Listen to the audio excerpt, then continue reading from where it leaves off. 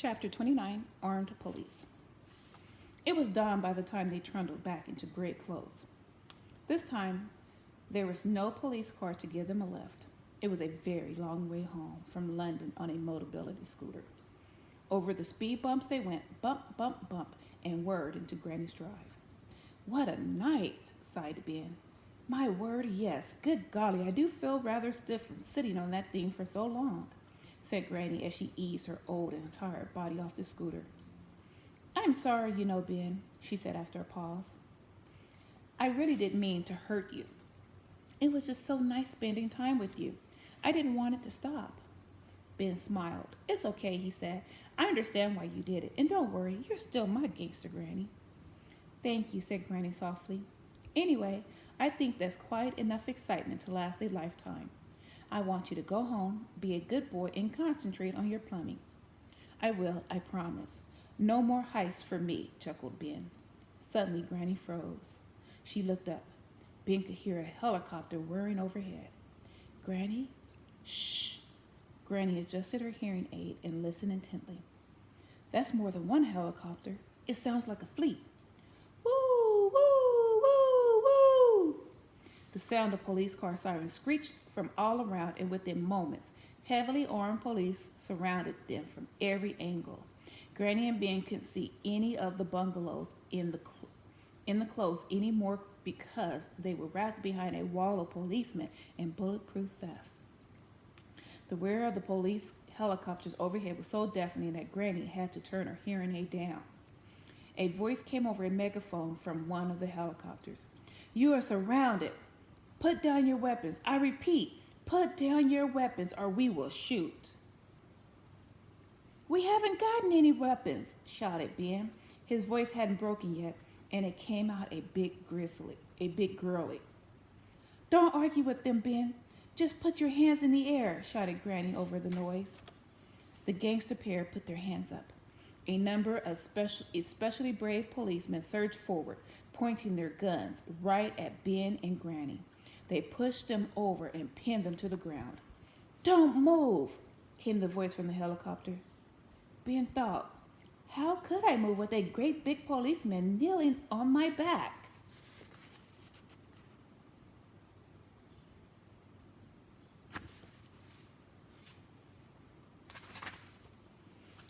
A flurry of leather-gloved hands made their way up and down their bodies and fumbled through Granny's handbag, presumably searching for guns.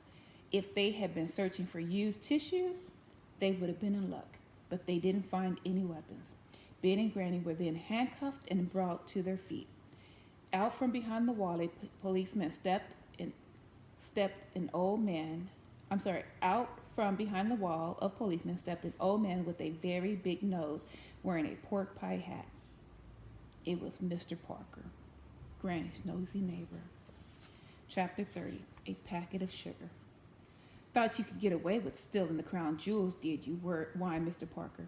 I know all about your wicked plan. Well, it's over. Officers, take them away and lock them up and throw away the key. The policemen pulled the captives in the direction of two waiting police cars. Hang on a sec, shouted Ben. If we stole the crown jewels, where are they? Yes, of course. The evidence. All we need to put you two gangsters behind bars forever. Search the basket of the scooter at once, said Mr. Parker. One of the policemen went through the basket. He found a large package wrapped in soggy cling form. Ah, yes, that must be the jewel, said Mr. Parker confidently. Give it here. Mr. Parker shot Granny and Ben a smug look. He started unwrapping the package. Quite a few minutes passed until the big package was a little package. Finally, Mr. Parker reached the end of the cling form. Ah, yes, here we are, he announced, as a tin of cabbage soup fell to the ground. Could I have that, please, Mr. Parker? Said Granny. It's my lunch. Search your bungalow, barked Mr. Parker. A few policemen tried to bash open the front door by charging at it with their shoulders. Granny looked on, amused, before venturing, I've got the key right here if you'd rather use that. One of the policemen approached her and rather sheepishly took the key. Thank you, madam, he said politely. Granny and Ben shared a smile. He then opened the door, and what seemed like hundreds of policemen charged inside. They frantically searched the bungalow, but after a short while they reemerged empty-handed. "There's no crown jewels in there, I'm afraid, sir," said one of the policemen. "Just a Scrabble game and quite a few more tins of cabbage soup." Mr. Parker's face went red with fury. He had called out half the police officers in the country, all for nothing. "Now, Mr. Parker," said one of the policemen to him, "you are very lucky we aren't arresting you for wasting police time."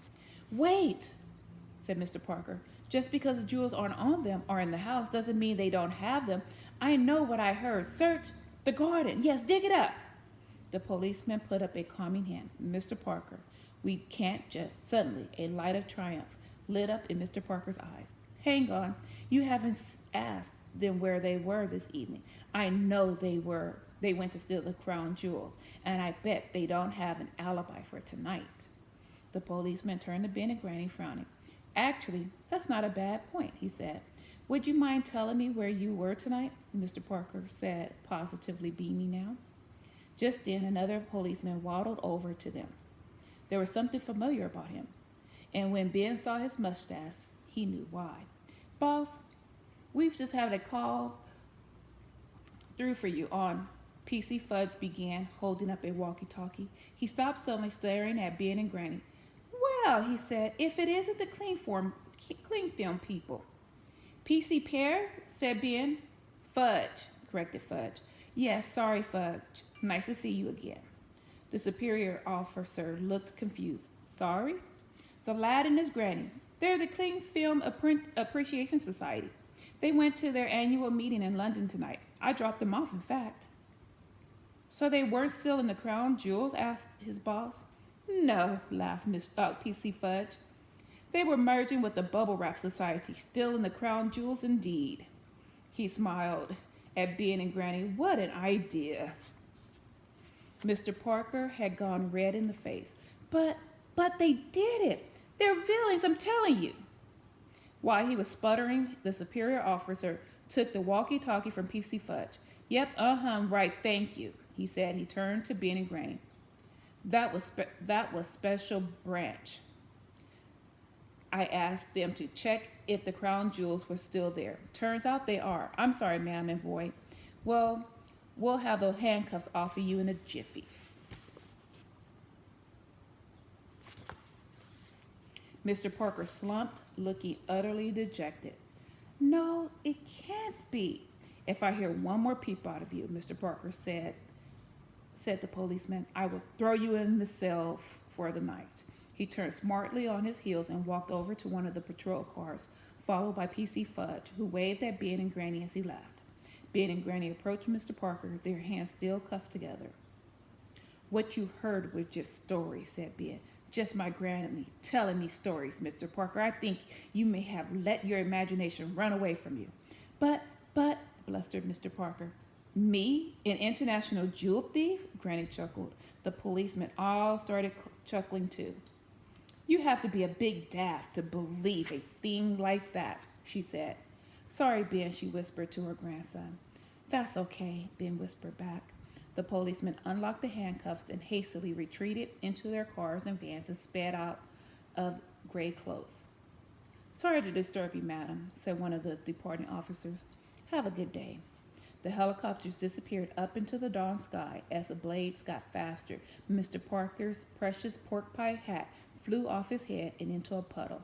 Granny approached Mr. Parker, who was standing hatless in her drive.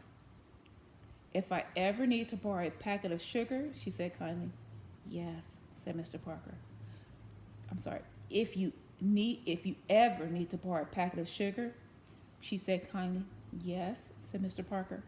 "Don't knock on my door. I will shove that bag of sugar up your backside," said Granny with a sweet smile. And that is the end of chapter 30.